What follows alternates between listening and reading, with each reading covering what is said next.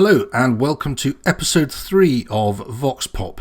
For those of you that have listened to the first 2 episodes, this is a little bit different.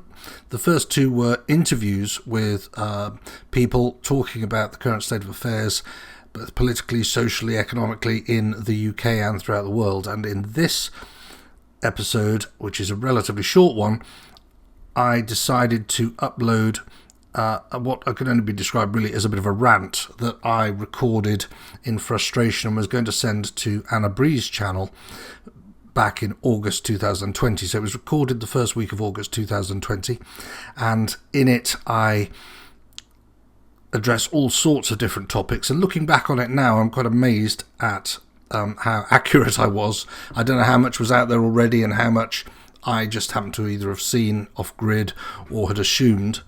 But I'm quite amazed and disturbed, and if you listen and can listen through it right to the end, just how we've moved and what's happened and how much of it was predictable and predicted, it just reinforces my opinion that we've got a real problem here. Anyway, over to the me of the past, recorded 11th August, published 11th August 2020.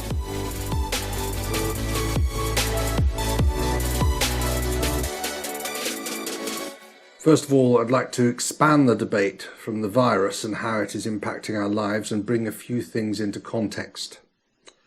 Remember last year, 2019?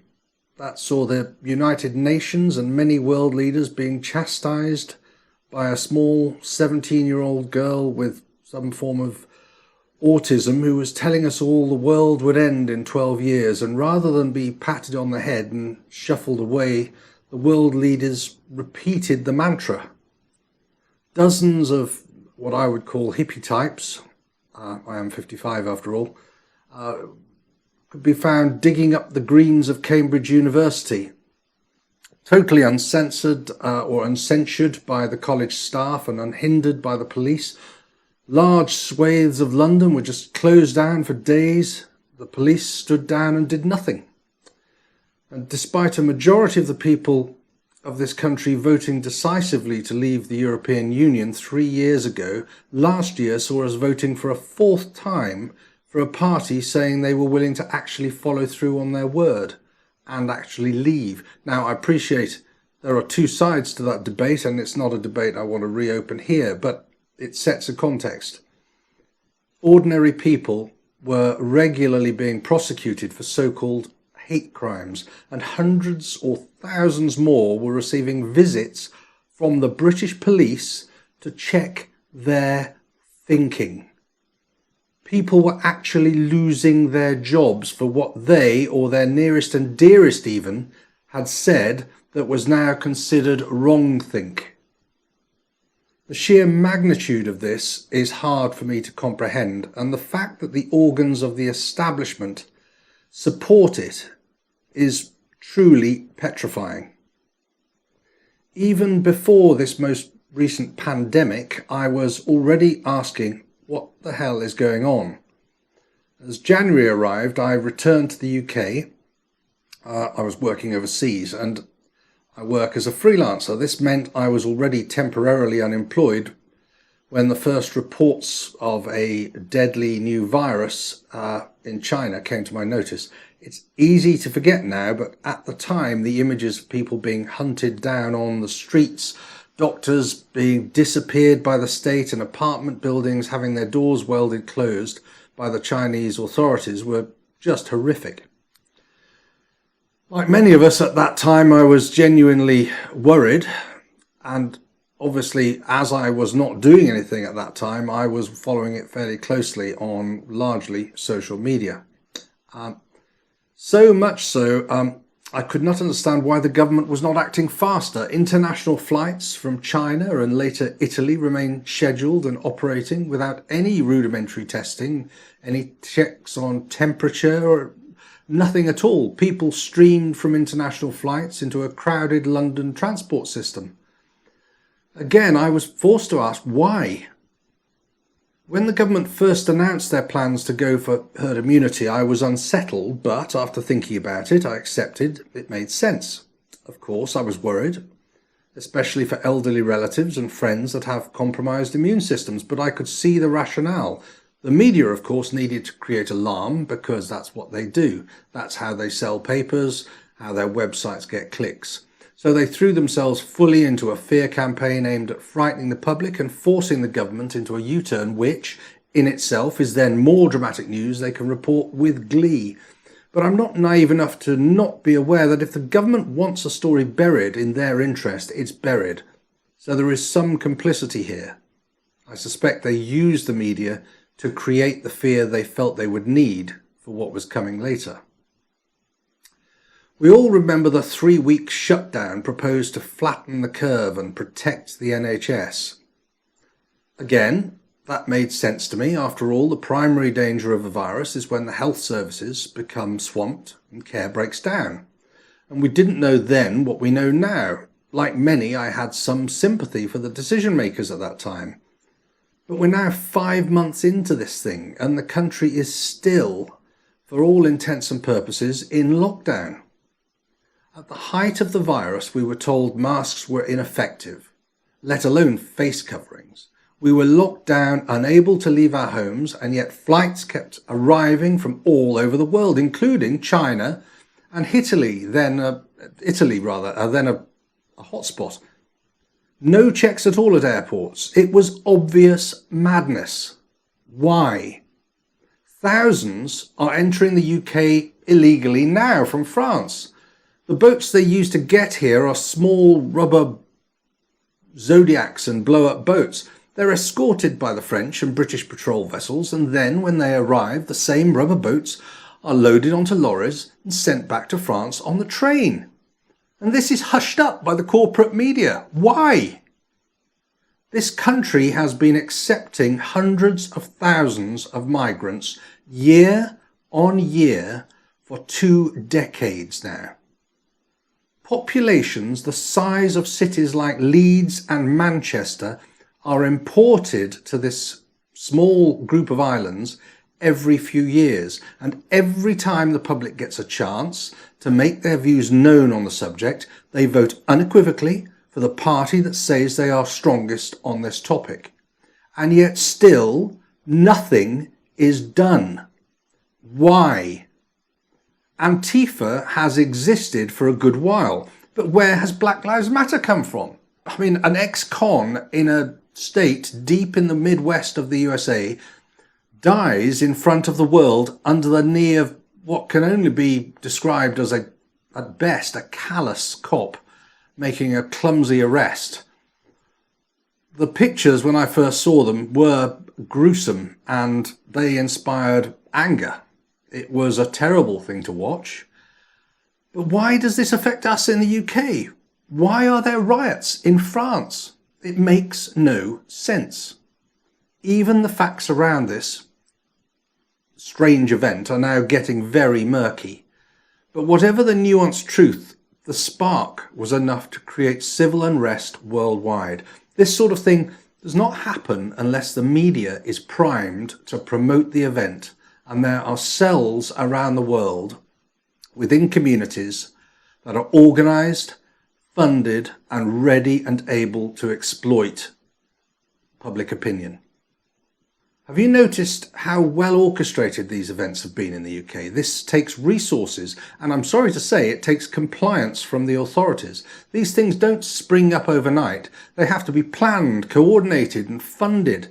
It's a sad fact that in 2020 in the UK, you are more likely to be arrested and convicted of a so-called hate crime if you simply refuse to agree that a man that calls himself a woman is in fact still a man, than if you were to climb atop a statue of Churchill and deface it or even tear it down. Again, I ask, why?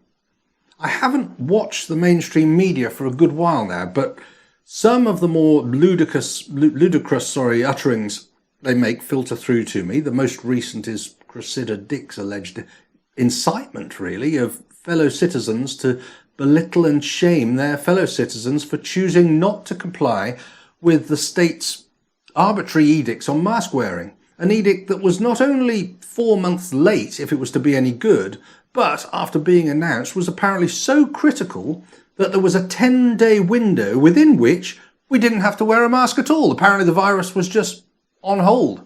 Then when the rule is introduced, it is senseless. I have to wear a mask in a shop, but the person serving me does not.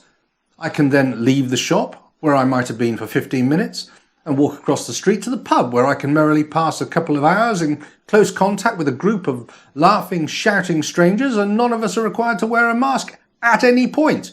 We're all told to go on a diet because we're too fat, a fact which I both agree with and admit to. And then we are told the next day that the government is going to sponsor our next meal out at Nando's. I mean, this is clearly being done on purpose. No government is this incompetent. And whilst we're on this subject, I too have heard all about these pandemic war games that took place last year. On the face of it, I've frankly always thought that this was rather a red herring. After all, it makes sense to rehearse a global response to a pandemic which has been predicted for a decade or two now. These pandemics do happen from time to time, but what makes no sense whatsoever is why, when faced with this very emergency, just 6 months later, the world governments make such a pig's ear of it. It does rather make you think. By the way, Cressida Dick is the same police officer that was quite happy for her officers to stand by and watch the carnage unfold on our streets in recent weeks. The same woman that is overseeing enormous rises in knife crime and gang violence throughout our capital city. And then we have this constant erosion of our rights as individuals born in what is supposed to be a free, liberal democracy. And I use the word liberal in its original sense. We have a mayor of London who has taken it upon himself to implement some form of Pol Pot Khmer Rouge Year Zero project, making lists of the many statues that litter the historic streets of our capital city because they now offend him. Why? If you have not done so, seek out the lectures of Yuri Bezmenov. They were delivered in the 1980s. Mr. Bezmenov, an ex-KGB operative that defected to the West, makes it very clear in those lectures that the USSR at that time had a strategy aimed at disrupting the West, creating domestic disorder and chaos. And of course, these bad actors had the rise of postmodernism and the useful idiots associated with the scourge of political correctness to work with to great effect. I mean, back in the 1980s, communist activist Rudi Dutschke, I think it's pronounced, warned of the long march through the institutions of the West. For what it's worth, I think it's evident now that this has been largely successfully completed. I fear that all of our country's institutions, whether it be the police, judiciary, parliament, church, government, or media, even places like the National Trust, are now largely corrupt. I'm sure that many ordinary people have no trust in these institutions or our political leaders. This was, of course, the desired conclusion of Bezmenov's KGB way back in the 70s and 80s. They sought to undermine and demoralise populations of the West, and I think they've been very successful.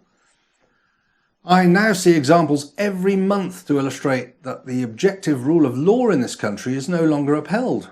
Mass child rape and sex trafficking has taken place in this country for decades under the blind eye of our police and judiciary and our politicians. Even now, it is still being covered up by this government. A government that promised an inquiry and then refused to publish the very results. We should ask, why? Popular dogma now seems to decide whether police intervene and how. Judges make inexplicable decisions on all manner of topics and even arbitrarily imprison people entirely in contravention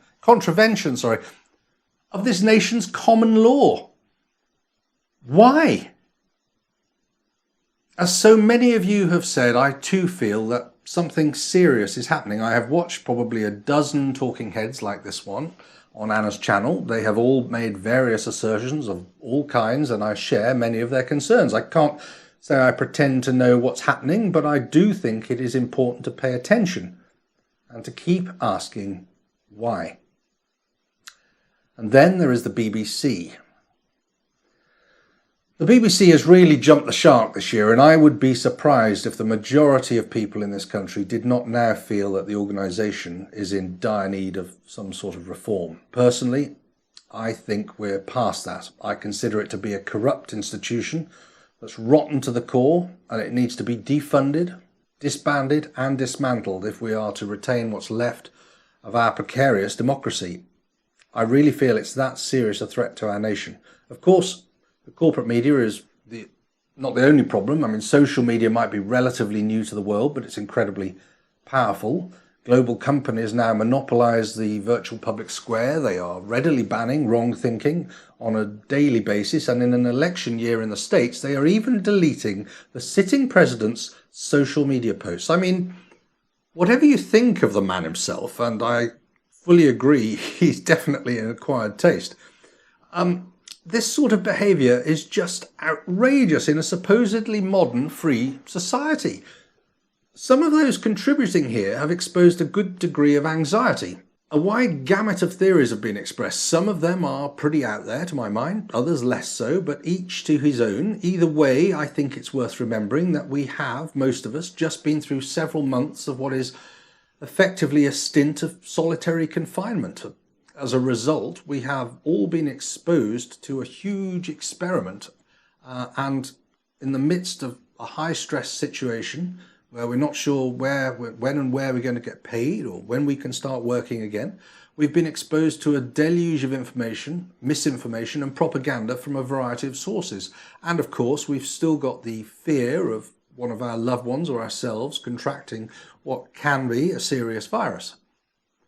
It's worth remembering that this is bound to unsettle even the most grounded of individuals. After all, solitary confinement is considered a torture for good reason. That said, this does not mean that I am not equally as worried as other contributors with the current state of affairs. After all, geopolitically, China, Russia and Iran are all serious threats to the West.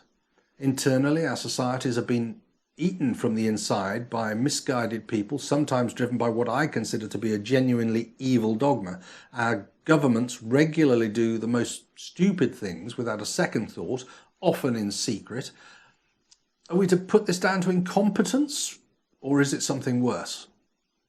In my opinion, our educators in far too many cases teach poisonous doctrine to our children, and our media reinforce this daily. To paraphrase George Orwell, something that is done probably far too much at the moment, in order to destroy a people, you must first undermine their history. Who can deny that this is not well underway? Again, we should be asking why. What is the motive here? Whatever the motives, I'm convinced that much of what we see has been done on purpose. I'm sure that there is a concerted effort to confuse and unsettle the populations of the Western countries of the world, and the arbitrary and incongruent rules are just part of this. We're asked to clap, kneel, isolate, muzzle, not muscle, all at the whim of some parachick in Whitehall, and all at the whimpering consent of Boris Johnson, a man who must rank as the biggest disappointment in modern political history. He may not know it yet, but he has thrown away a huge vote of confidence put in him by people that trusted him, that have not historically voted for his party. He screwed it up, and you know what? I don't think he cares a damn. The fact is, this government has overseen the destruction of our economy and damage to the nation's morale. Whether this is through incompetence or is driven by other more nefarious motives, we cannot know. But this is a reality. As of early August 2020, our national debt is at an eye-watering historic high. It has been since the bailouts of the banks in 2008, another debacle which must feed into this. And despite talk of austerity, the debt has continued to grow year on year ever since. The unemployment rate is now growing dramatically, of course, and all of this in the real world, we all know that once the government's handouts stop, the real statistics will be terrifying. I suspect November will see the reality starting to become clear, by which time the flu season will be upon us and the NHS will have to deal with seasonal flu, a probable spike in the COVID virus, a huge backlog of untreated, chronically ill patients, many of whom have been left to suffer and in many cases die, whilst good-meaning members of the NHS sit in quiet wards that were reserved for COVID virus patients that never arrived, twiddling their thumbs. I know this through my own contacts with people that work in the NHS, and this isn't a criticism of any of those people, but it is a truth. The shocks to the economic fabric of this country that will come now will make the 1970s look like some sort of cultural and economic nirvana, I fear. I'm also thinking about what's coming down the road. I'm no anti-vaxxer. I have had plenty of vaccinations in my life for TB, measles, cholera, typhoid, tetanus, almost a full set. But there are differences here. For a start, the vaccines were developed over time. They were tested, they were checked. Second, these diseases are far more deadly than COVID. I think something like 1.5 million people a year die every year from TB. Why are we not closed down for that? It disproportionately affects the chronically ill and the very old. And I appreciate that this is no comfort if you fall into those categories, but neither does it explain why the healthy must take a rushed vaccine and perhaps even accept some sort of weird ID tag to prove that they have had it. Of course, all of this, when taken together, the mass censorship, the blatant propaganda, government inaction, the willful incompetence of our leaders to enforce law and order, a collapsing economy, civil unrest, and the authoritarian reaction to a so-called world pandemic, which seems, on the face of it at least, to be quite a damp squib, thankfully. I mean, in what world does a government, weeks after a once-in-a-generation pandemic, announce that its big idea is to build lots of cycle lanes for the new normal, a phrase which is disturbingly used and came into being almost on the same day throughout the world? I mean, what? What have cycle lanes to do with this? It strikes me that this new normal is more akin to a financial reset based on the fact that the world economy is built on a crumbling fiat currency. Are we being prepared for a new normal, more in line with the demands of, I don't know, Extinction Rebellion? I do wonder, is this all being orchestrated by some sort of global technocracy intent on destroying the status quo? Who knows? But if not, then we should at least be asking why. Whether it be Gandhi, Martin Luther King Jr., William Wilberforce, or even revolutionary converts like Mandela and Sadat, we have to believe that the right side of our history has always belonged to those that chose the side of peaceful resistance and the importance of the individual. Throughout world history, terrible things have happened, weird and wonderful, or not so wonderful, changes have happened to society, but that doesn't mean that we can't still enjoy our lives as they are. All we have to do to make a difference is to defend our existing rights, keep a calm head, speak out when necessary, and, if necessary, organise. On this point, if you are not a member of the Free Speech Union, I thoroughly recommend that you go to freespeechunion.org, I think it is, and subscribe and support their work. I'm a member and I think it's a great cause. Without the right to free speech, a free press and the rule of law, we are all lost, and underpinning all of this is the right to speak freely. Thanks again, Anna, for allowing me to rant here and to contribute to the exchange of views being published here on your channel. I'm sorry if I was a little preachy. I was working from notes, so if it seemed in any way contrived, I apologise. Be well, everyone, and remember we are still very lucky to live here in the West with all its many faults, but it only remains the West while we fight for its principles every day and live its values too. Be well.